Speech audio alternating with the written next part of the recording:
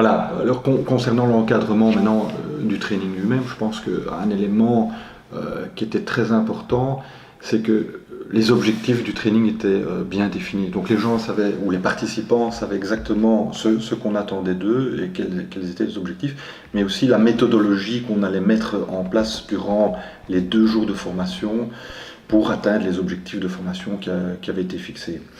Il y avait aussi une balance intéressante entre la partie théorique et la partie pratique. Pourquoi? Parce que une équipe de vente, ce sont des gens qui ont besoin qui dégagent quand même pas mal d'énergie, qui sont difficiles à se concentrer, en tout cas pendant toute une journée, sur une partie théorique.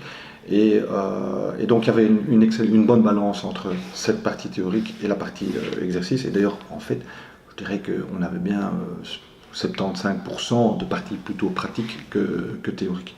Je pense que c'est assez intéressant.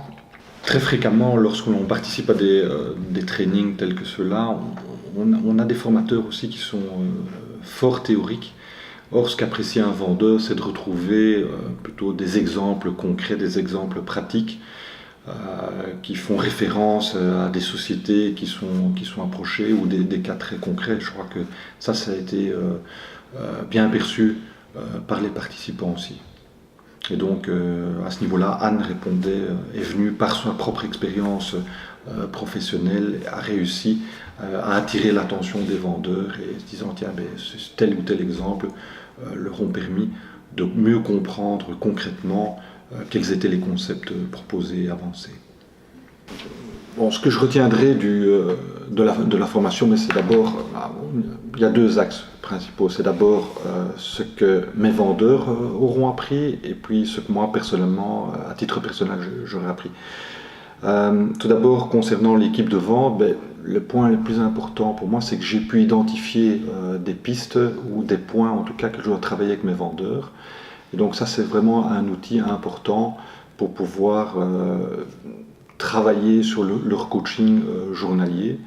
Et donc, on a maintenant des éléments de référence et on peut vraiment parler des cas concrets ou des exercices pratiques et les utiliser comme base de référence pour le coaching. Donc, c'est un point important.